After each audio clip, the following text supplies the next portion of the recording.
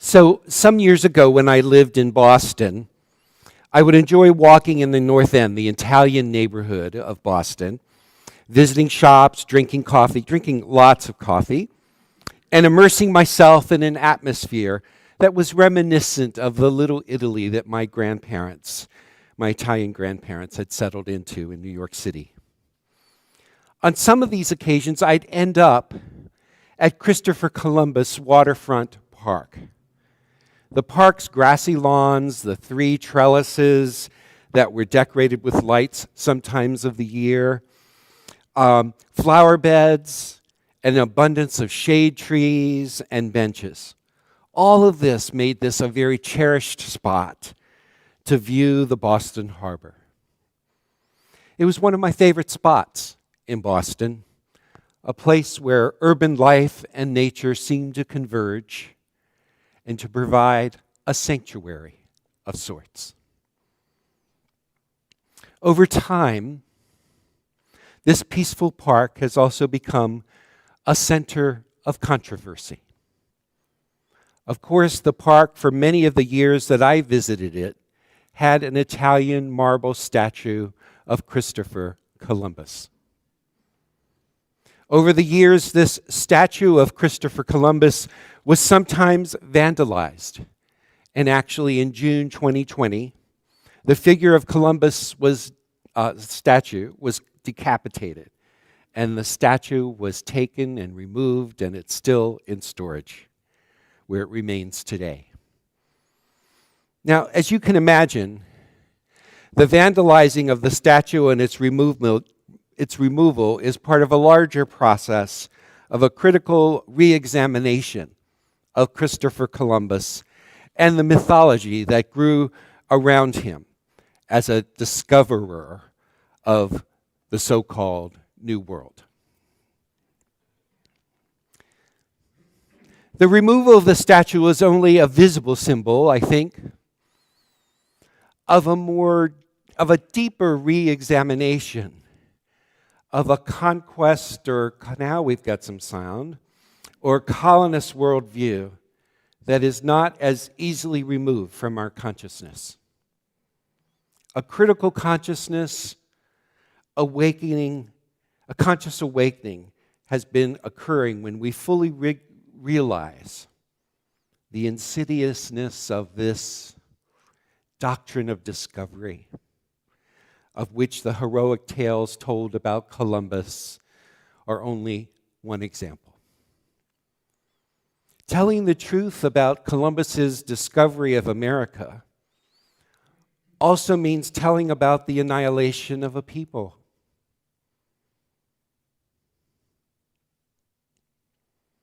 The subjugating of indigenous cultures, and questioning the assumption that nothing culturally worthwhile was already here in this place that was discovered.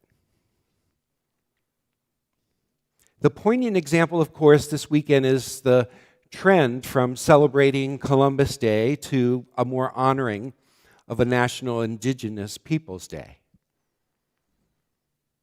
We are now telling stories that oftentimes we're not told, stories that disturb some of our previous worldview.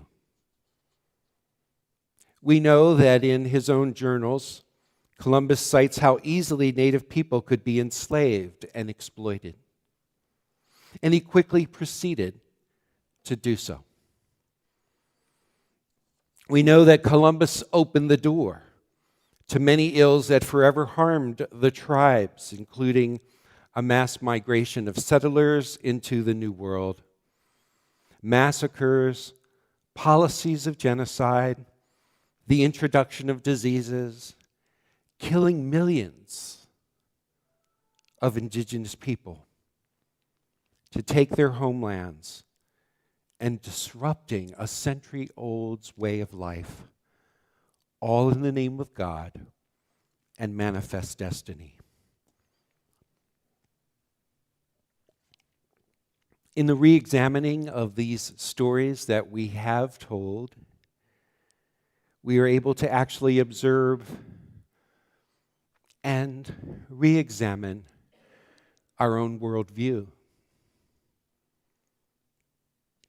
A worldview, as has been defined as a set of beliefs about fundamental aspects of reality that ground and influence our perceptions, our thinking, our knowing, and our doing. That might sound a bit academic of a definition, but I feel it's helpful for us to recognize the pervasive influence that our unexamined worldviews indeed have on our perceptions, on our thinking, on our knowing, and on our doing. Our worldviews are often invisible to us, but they have a lot of observable power over us. Our worldviews are like water that we swim in. Our worldviews are like filters from which we view and interpret the world, even when we are not aware of those filters or how they influence us, and I might add, often limit us as well. If our religion is to be powerful in our lives, it must allow us, invite us, and encourage us to re-examine our underlying assumptions about the world, to actually observe our worldviews rather than merely be captured by them or unconscious of them. And I'm one of these people who think that our religion should be powerful in our lives. That religion should be sometimes disrupt us rather than just comfort us. That religion should sometimes wake us up rather than lull us into complacency or comfort or complicity. So many of us in our Unitarian Universalist congregations know the power of worldviews and the disruption that can occur in our worldviews in order to widen our lens or our understanding of our world, the divine, or ourselves. Many of us talk about this disruption of our worldview, about leaving behind the religion of one's youth, in which we've questioned some of the beliefs that we had inherited of human nature, of spirit, of the world. And although we might be able to speak about these particular shifts in a casual or a cavalier way today, for some of us, this was not an easy shift from one worldview to another. It may have included loss, disorientation, and disillusion along the way, even as it may have led to liberation, to freedom, and a greater acceptance of our whole selves. These worldview shifts are not easy when they occur, but they do occur. There was an organization, a community organization that I was once part of that created this button that you could wear that said, "Shifts happen." Had to be really careful with my enunciation.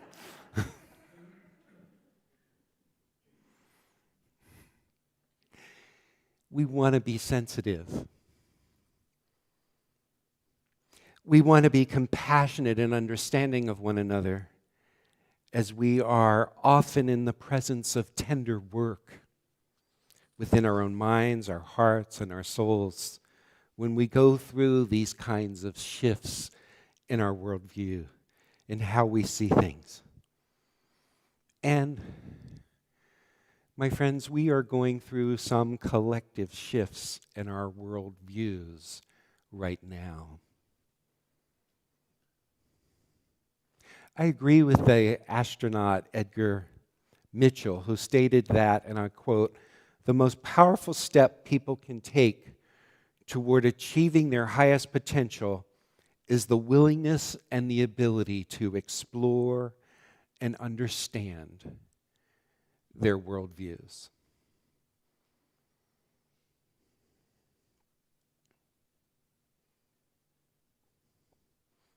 We are at a significant juncture, a discomforting juncture in our world now when we are recognizing the dissolving of a worldview that has dominated our thinking for so long that we don't even recognize it as a worldview. We just define it that this is the way things are.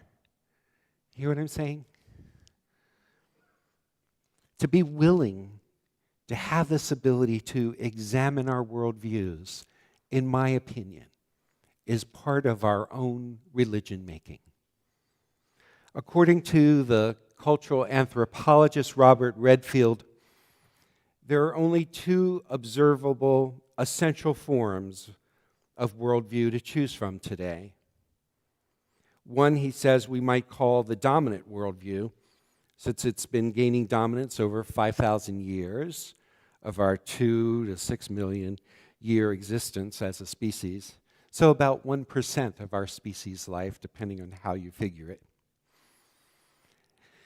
And the other is increasingly being called the Indigenous worldview, which is estimated to have characterized about 95% of the earth-honoring societies on our earth. Let's make that distinction together, okay? So in the dominant worldview, the tendency is to think that only humans have spirit. In the Indigenous worldview, spirit pervades all. In the dominant worldview, there's a tendency to think that only humans matter. In the Indigenous worldview, mutual relatedness is what matters. In the dominant worldview, humans are the pinnacle. In the Indigenous worldview, humans are the younger siblings within all living things. In the dominant worldview, humans are often restless, feeling homeless in the world of nature. In the Indigenous worldview, humans are placeful and feel at home.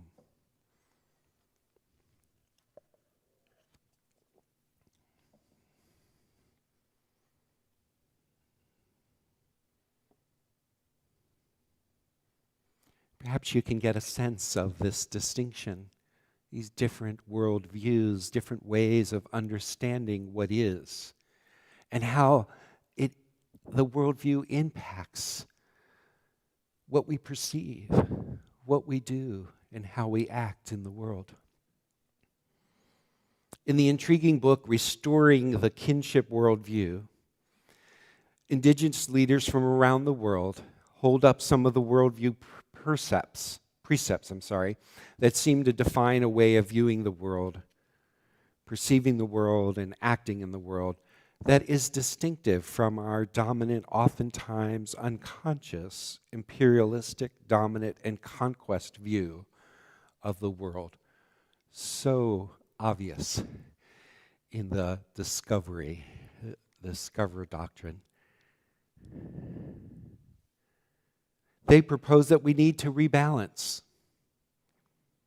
Since many of the attitudes and the practices that come from this dominant worldview are and could only tend to contribute to our harmful relationship with nature, our transgenerational harm and trauma towards Indigenous people, and our exploitation and disregard of the earth's resources and our own personal and collective well-being.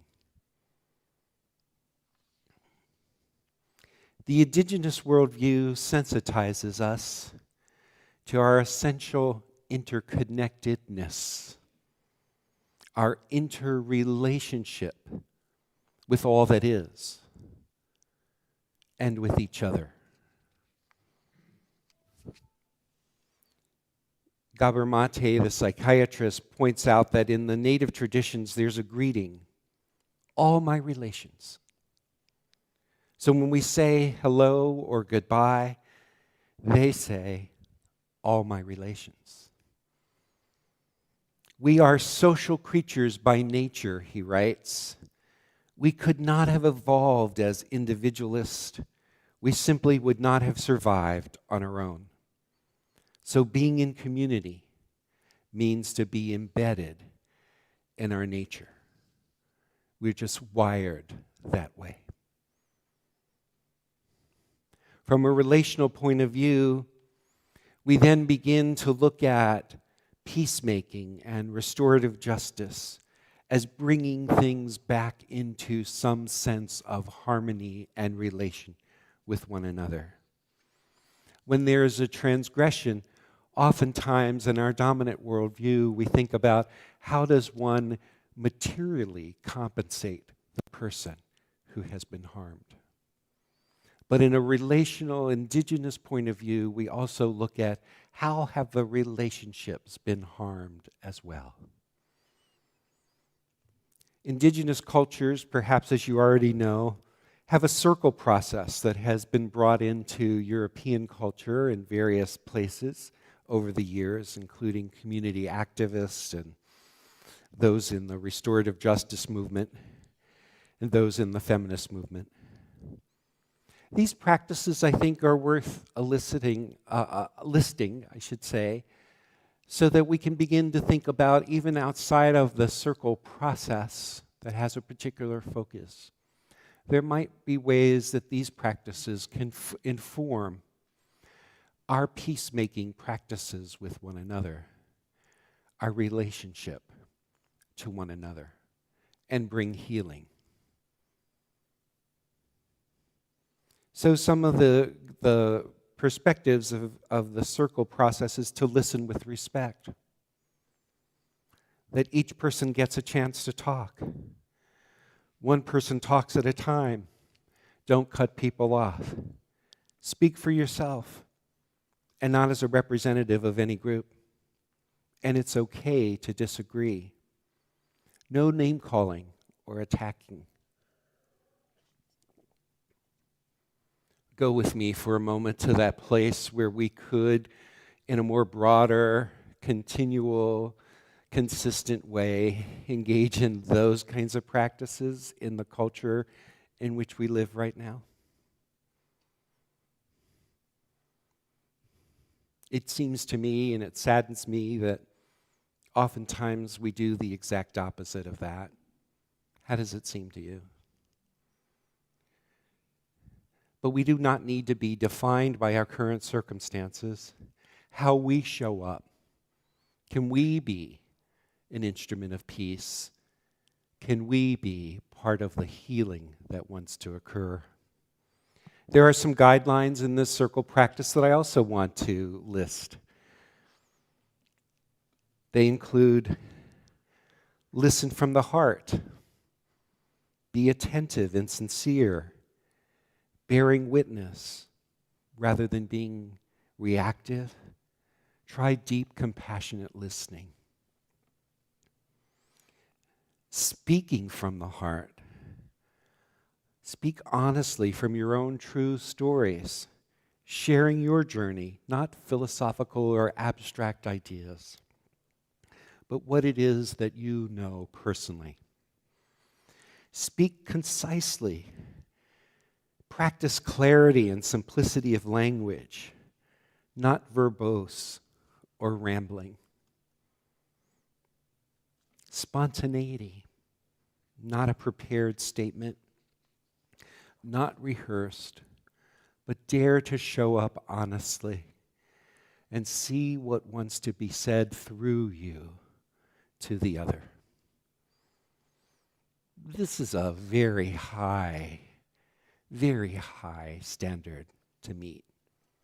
But I just want to imagine for a moment that if we tweaked our ways of interacting just a little bit towards some of these, that there could be ripples of peacemaking that could flow through each of us. So there are many teachers arising who are pointing out to us the limits of our dominant worldview and who are teaching us this kinship worldview, this indigenous worldview. And one of these teachers, as I mentioned earlier, is Robin Wall Kimmerer. And I know that some members of our congregation have read her book, Braiding Sweetgrass, Indigenous Wisdom, Scientific Knowledge, and the Teaching of Plants. She's a botanist. She's a citizen of the Potawatomi Nation, and she provides us with unique perspectives that I think come from her own exploration, but also from her own direct experiences. One of those experiences, I think, she tells in a story that I'll share with you. She was 18 years old. She was entering forestry school. And she was telling the people at the school why it is, the reason that she wanted to study botany. And she said it was because she wanted to know why asters and goldenrod looked so beautiful together. You see those colors now? She goes on to say, these are amazing displays of this bright chrome yellow and deep purple of New England aster, and they look stunning together, she went on to say, and the two plants so often intermingle rather than living apart from one another. And I wanted to know why this was. I thought that surely in the order and the harmony of the universe, there would be an explanation for why they looked so beautiful together.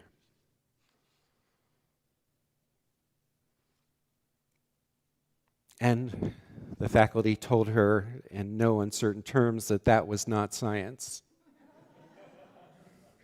That if she was interested in beauty, she should go to art school, which was really demoralizing for her as a freshman, just starting and connecting with her own passion and her own unique questions.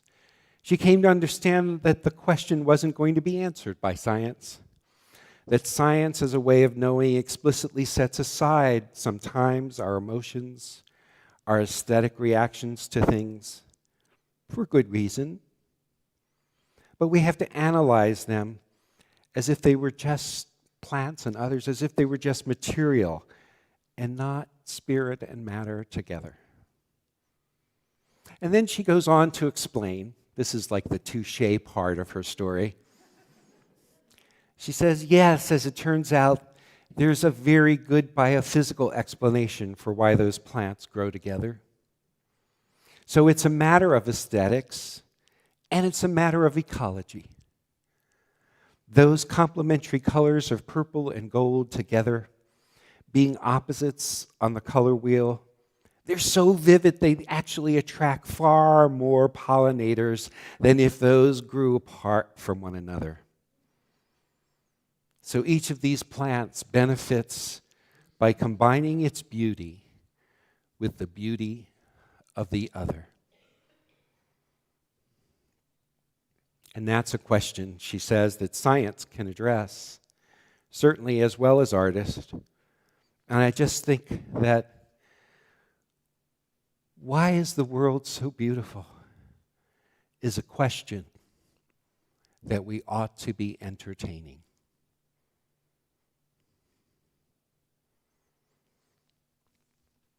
I learned in my reading in preparation for my reflections with you today that during that trail of tears, that march of Indigenous people across the country to resettle them and so forth, that in the evening, the mothers would often sing a lullaby to the children. It was that lullaby, that Navajo prayer that we have included in today's service. In beauty I walk, with beauty before me I walk, with beauty behind me I walk, and so forth. And then they would ask the children, during our walk, during our march, did you see the beautiful grasses on the prairie? Did you see the beautiful colors in the sky? Whatever they had experienced that day, they also paid attention to what was beautiful in the world. Beauty, harmony, well-being, and balance. We all need more of that. So I want to invite us each day, no matter what kind of day we're going through, to ask ourselves, what beauty did I notice today? What beauty gifted me today? And I also want us to ask ourselves, what beauty can I create in this world? How, through my own interactions and relationships with one another, can I bring forth more beauty, so that indeed, in beauty, we can walk?